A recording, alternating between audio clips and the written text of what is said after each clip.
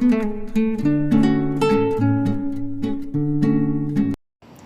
पिछले वीडियो पारिवारिक उपद्रव का कारण स्त्री है पर आप सभी की विभिन्न प्रतिक्रियाएं प्राप्त हुईं। कुछ ने मेरे विचारों को सराहा और कुछ ने मेरे विचारों को नकारा। सबसे पहले तो मैं उन सभी को बहुत धन्यवाद देना चाहती हूँ जिन्होंने मेरे विचारों को सराहा, और फिर मैं उन सभी को भी धन्यवाद देना चाहती हूँ जिन्होंने मेरे विचारों को नकारा, क्योंकि यदि आप मेरे विचारों को नकारते नहीं तो मैं उस विचार पर पुनः मंथन नहीं कर पाती और फिर मैं उस वीडियो का दूसरा भाग नहीं बना पाती। इसलिए आप सबका भी बहुत बहुत धन्यवाद। अब अपने विषय पर आते हैं। स्त्री पारिवारिक उपद्रव का कारण है, यह मैंने पहले वीडियो में कहा। मैंने कहा कि घर में जो झगड़े होते हैं उनके पीछे स्त्री ही जिम्मेदार होती है। लेकिन प्रश्न यह उठता है कि स्त्री झगड़ा क्यों करती है। पिछले वीडियो में हमारे कुछ भाइयों ने प्रतिक्रिया दी कि स्त्रियों के अंदर दिमाग ही नहीं होता है। कुछ ने अपनी धर्म पत्नी को अधर्म पत्नी की संज्ञा दे दी। लेकिन प्रश्न अब भी वही है कि स्त्री कलह क्यों करती है। क्या सचमुच उसके अंदर दिमाग कम है या फिर उसे किसी पागल कुत्ते ने काट रखा है जो वह जरा सी बात पर चिढ़ जाती है।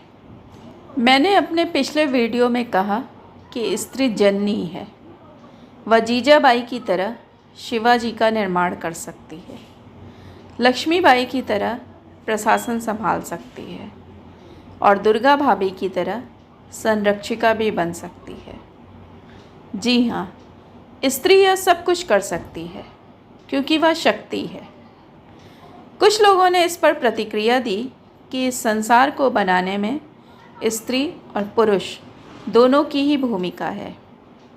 जी बिल्कुल सहमत हूँ मैं इस बात से, लेकिन अगर पुरुष अपनी जिम्मेदारी न निभाए तो क्या किया जाए। तो स्त्रियों को कमर कस लेनी चाहिए, क्योंकि एक स्त्री ही है जो जननी भी है, अन्नपूर्णा भी है, शक्ति भी है और शांति भी है। मगर स्त्रियां अपनी शक्तियों को भूलकर कलह करती हैं। क्यों? क्योंकि वे बहुत दुखी हैं। इतनी दुखी हैं कि उनके दुख की कोई सीमा ही नहीं है। मगर प्रश्न फिर उठता है कि स्त्री दुखी क्यों है। चलिए देखते हैं कि स्त्री के दुख का कारण क्या है। कुछ दुख स्त्री के उसके स्त्री होने में ही है और कुछ दुख नासमझी में वह अपने ऊपर ओढ़ लेती है। स्त्री होने के दुख जैसे कि प्रत्येक महीने मासिक धर्म में होने वाला दर्द, असहजता और प्रजनन के समय होने वाली पीड़ा, तकलीफ़ें इत्यादि। लेकिन महीने के 5 दिन और पूरे जीवन में प्रजनन के 1 या 2 अवसरों के अतिरिक्त बाकी समय भी स्त्रियां दुखी रहती हैं। क्या उसके दुखों का समाधान किया जा सकता है या फिर इसका कोई हल ही नहीं है? चलिए देखते हैं। साधारणतः देखा गया है और आप भी गौर करने पर महसूस करेंगे कि लड़की जब तक अपने मायके में रहती है उसके दुख ना के बराबर होते हैं। पापा की परी बनी घूमती ये लड़कियां जीवन का हर आनंद उठाती हैं, उछल कूद करती हैं, स्कूल के खेलों में हिस्सा भी लेती हैं, सहेलियों से बतियाती भी हैं और उस उम्र में वे हर कुछ करती हैं जो कर सकती हैं। इस उम्र में भी उन्हें महीने के 5 दिन असहजता के बिताने पड़ते हैं, मगर फिर भी वे आनंदित रहती हैं। इनके दुख के दिन तब शुरू होते हैं जब इनकी शादी हो जाती है, क्योंकि तब इनके कंधों पर जिम्मेदारियां आती हैं। वयस्क होते ही पुरुष के कंधों पर भी जिम्मेदारियां आती हैं, लेकिन साधारणतः वह अपनी जिम्मेदारियों का ढिंढोरा नहीं पीटता, बहुत ही सहजता से स्वीकार करता है। लेकिन स्त्रियां जो अब तक अपने मायके में झरने की भांति कल कल बह रही थीं, उन्हें अब एक सीमा में रहने के लिए कहा जाता है। और बस यहीं से शुरू होता है स्त्रियों का दुख। कुछ स्त्रियां तो ऐसी होती हैं जो शादी के बाद अपने पति को परमेश्वर मान लेती हैं। ऐसी स्त्रियों को अपने पति से कोई शिकायत नहीं होती। वे बड़ी ही लगन से अपने पति की सेवा करती हैं, और अगर ससुराल में किसी सदस्य से शिकायत भी रहती है तो पति का कहना मानकर वे सब कुछ सह लेती हैं। वे स्त्रियां जो पति को परमेश्वर नहीं मान पाती हैं और पति के साथ बराबरी का दर्जा ढूंढती हैं, दुख उन स्त्रियों को ही ज़्यादा होता है। इन स्त्रियों का कहना है कि शादी दोनों की हुई है तो दोनों को ही घर के कामों में हाथ बटाने चाहिए। सही बात है, और पतियों ने घर के कामों में हाथ बटाना शुरू भी कर दिया है। लेकिन कहीं पर स्थिति ऐसी भी है कि पति के पास फुर्सत ही नहीं है। ऑफिस के काम में ही उलझा पति जब घर आता है तो सोफे पर टीवी के सामने पसर जाता है। अब पत्नी को लगता है कि सारा दिन मैं खटती रहती हूँ और ये आते हैं तो पसर जाते हैं।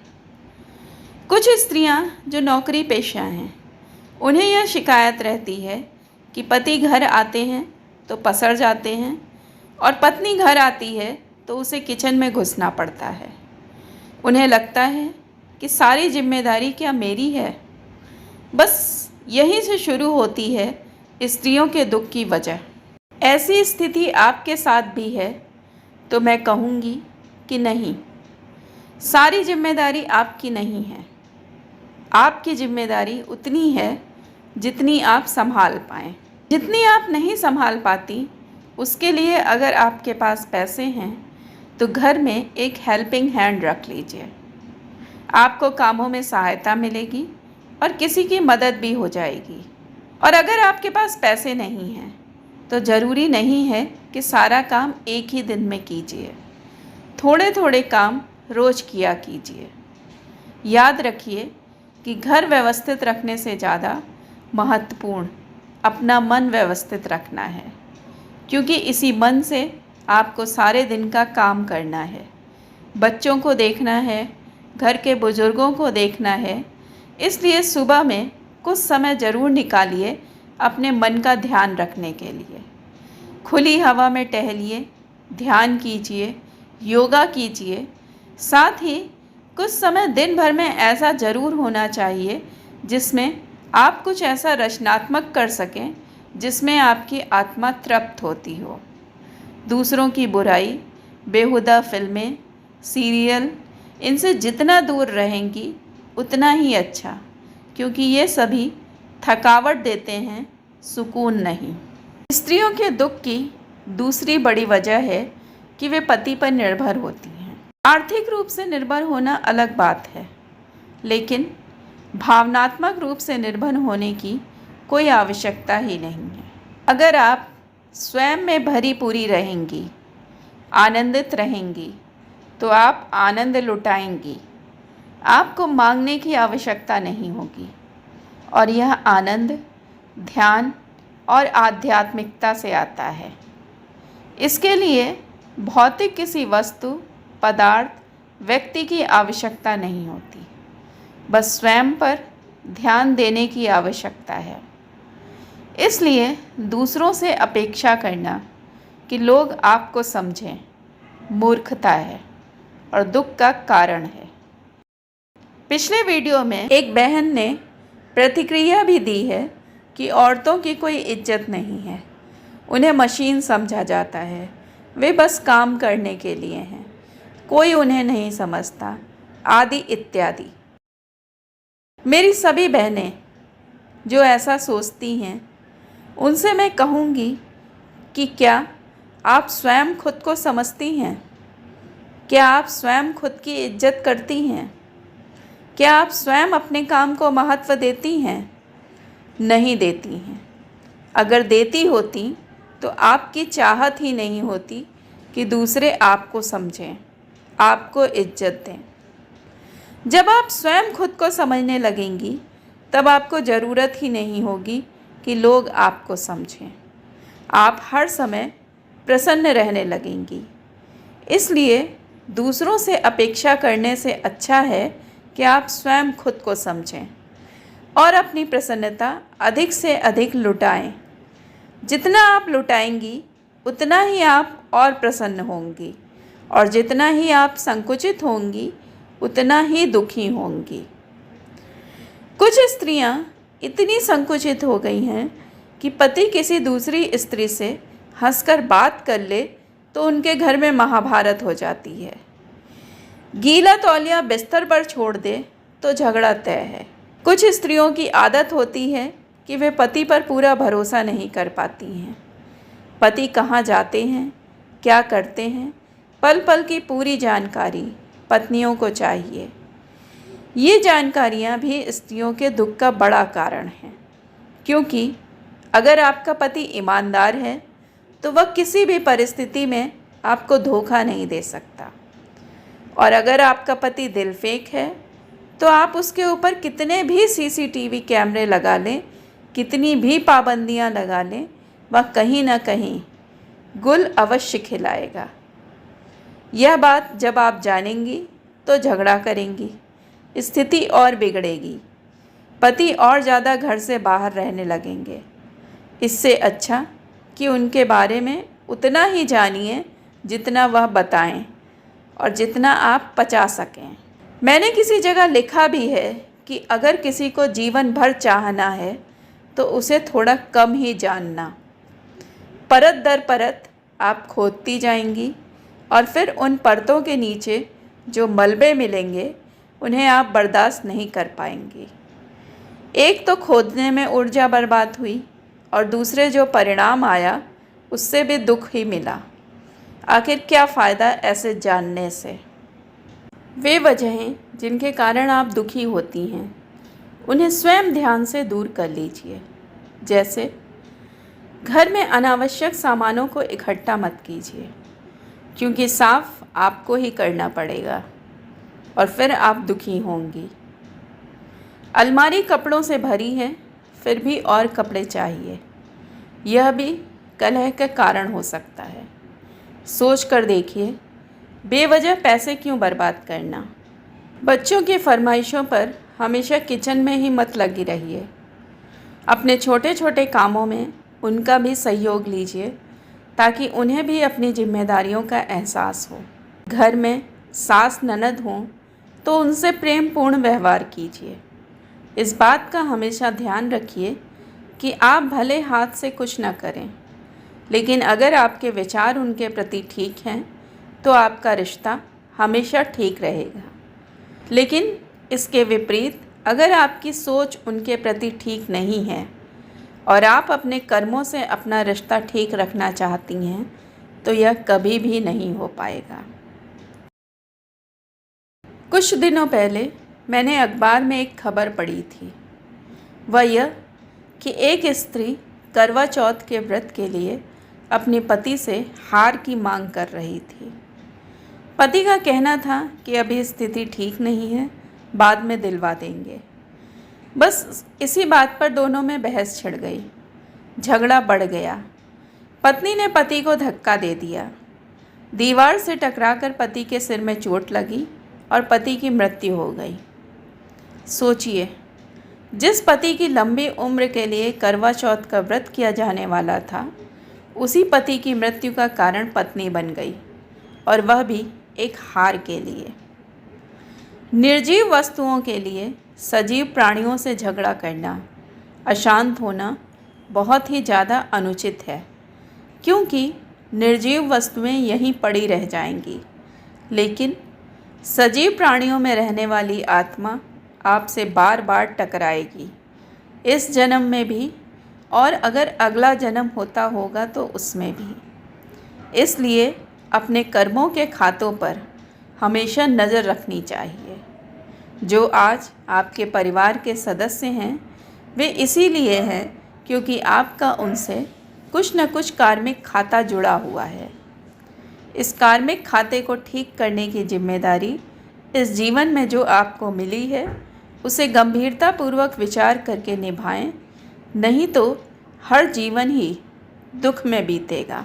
याद रखिए, जीवन में ये छोटी छोटी वजहें महत्वपूर्ण नहीं हैं, बल्कि महत्वपूर्ण है आपका अपने घर वालों से प्यार, क्योंकि यह प्रेम ही एक माध्यम है जिसकी सहायता से परमात्मा तक पहुंचा जा सकता है। इसलिए घर व्यवस्थित नहीं भी होगा तो चलेगा, लेकिन प्यार में दरार आई तो समझ लीजिए कि आपने अपने हृदय के द्वार परमात्मा के लिए बंद कर दिए, और जिस स्थान पर परमात्मा न हो वहाँ पर मनुष्य का दुखी होना तो स्वाभाविक है। कुछ सवाल हैं जिन पर हर स्त्री को मंथन करना चाहिए। जैसे, एक पुरुष कमाता है तो उसकी कमाई से पूरा घर चलता है, लेकिन एक स्त्री कमाती है तो वह केवल उसकी कमाई होती है, ऐसा क्यों? स्त्री कहती है कि उसे घर और बाहर दोनों संभालना पड़ता है, जबकि पुरुष केवल बाहर की जिम्मेदारी संभालता है। हमारे भारतीय परिवारों का ढांचा ही ऐसा रहा है कि जहां स्त्रियां घर के कामों को करती थीं और पुरुष बाहर के कामों को। धीरे धीरे जब स्त्रियां शिक्षित होती गईं और पुरुषों की बराबरी करने लगी तो स्त्रियां भी बाहर के काम करने लगीं। लेकिन अब समस्या यह है कि घर और बाहर दोनों जगह जब स्त्री काम करेंगी तो उनका थकना स्वाभाविक है और उनकी शिकायतें भी बढ़ेंगी। लेकिन इन शिकायतों का समाधान स्त्रियों को स्वयं ही ढूंढना होगा, क्योंकि स्त्रियों से किसी ने नहीं कहा कि ज़बरदस्ती तुम बाहर जाकर काम करो। दोनों ने काम करना इसीलिए स्वीकार किया था कि घर की स्थिति ठीक होगी। लेकिन आज की स्थिति में देखा जा रहा है कि घर में पैसे तो आ रहे हैं, वस्तुएं बढ़ रही हैं, लेकिन लोगों की मानसिक स्थिति दिन पर दिन घटती जा रही है, बिगड़ती जा रही है। इस स्थिति से निपटने के लिए समाधान तो आपको ही ढूंढना होगा, क्योंकि अपने जीवन में कठिनाइयाँ तो आपने ही पैदा की हैं। अपनी इच्छा से घर और बाहर दोनों जगह काम करना स्वीकार किया, तो अब दोनों जगह में सामंजस्य बिठाने के लिए उन्हें स्वयं ही कोई ना कोई उपाय निकालना होगा। वे पति से सहयोग मांग सकती हैं या फिर अपने घर के कामों के लिए हेल्पिंग हैंड रख सकती हैं। जिनके घरों में काम ज़्यादा हैं, जाहिर सी बात है कि उनके घर में लोग भी ज़्यादा हैं, और जिनके घर में लोग ज़्यादा हैं उनके घर प्रति व्यक्ति काम ज़्यादा नहीं होना चाहिए, क्योंकि उनके घर के ज़्यादा लोग आपस में काम बांटकर सहजता से निपटा सकते हैं। अगर नहीं निपटाते हैं तो निश्चित ही इसके पीछे स्त्रियां जिम्मेदार हैं, क्योंकि वे एक साथ प्रेम से रहना नहीं चाहती, और वे माएँ जिम्मेदार हैं जिन्होंने अपने बच्चों को सहयोग करना नहीं सिखाया। माँ के गर्भ से ही बच्चे के ऊपर संस्कार पड़ने लगते हैं, इसलिए माँ की जिम्मेदारी अधिक है, क्योंकि बच्चा माँ के गर्भ में पलता है, पिता के गर्भ में नहीं। पिछले वीडियो में एक बहन ने कहा है कि जब एक मर्द अपने घर की स्त्रियों से भेदभाव करता है, किसी का दोष छुपाने के लिए किसी और को दोषी मानता है, तभी स्त्रियों के मन में द्वेष आते हैं।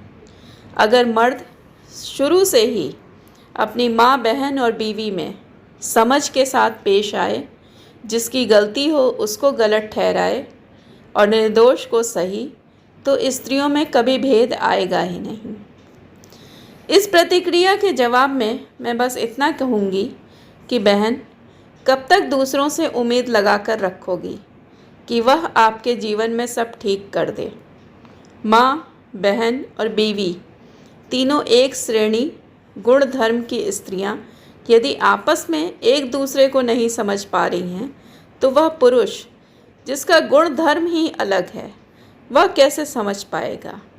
जो स्त्री दोषी है वह क्यों नहीं सामने आकर अपने दोष को स्वीकार करती है। इसीलिए मैंने कहा कि पारिवारिक उपद्रव के पीछे कहीं ना कहीं स्त्रियों का ही हाथ होता है। एक बहन ने कहा है कि बड़ी बेशर्मी की बात है कि एक स्त्री होकर भी आप दूसरी स्त्री के दर्द को समझने की जगह स्त्री को दोष दे रही हैं। सही बात है, मैं स्त्री होकर स्त्री के दर्द को समझती हूँ, इसीलिए तो उसे उस दर्द से बचने के, छुटकारे के उपाय बता रही हूँ। एक प्रतिक्रिया मिली कि शिवाजी तैयार करने के बजाय खुद लक्ष्मीबाई बना जाए। नहीं, इस समाज को शिवाजी की भी ज़रूरत है और लक्ष्मीबाई की भी। समाज संतुलित तभी होगा जब स्त्री और पुरुष दोनों मिलकर अपनी अपनी जिम्मेदारी निभाएंगे। अगर पुरुष ना करे तब स्त्रियों को कमर कसनी चाहिए, लेकिन समाज के कल्याण के लिए, इस देश के कल्याण के लिए स्त्री और पुरुष दोनों को मिलकर अपनी भूमिका निभानी चाहिए। दोनों को साझेदारी कर इस संसार को सुंदर बनाना चाहिए। फिर भी स्त्रियों की भूमिका अधिक है क्योंकि वे शक्ति हैं। वे चाहें तो किसी घर को आबाद और बर्बाद कर सकती हैं। इसलिए अपनी शक्ति को पहचानिए। आप ही दुखी रहेंगी तो प्रकृति असंतुलित हो जाएगी।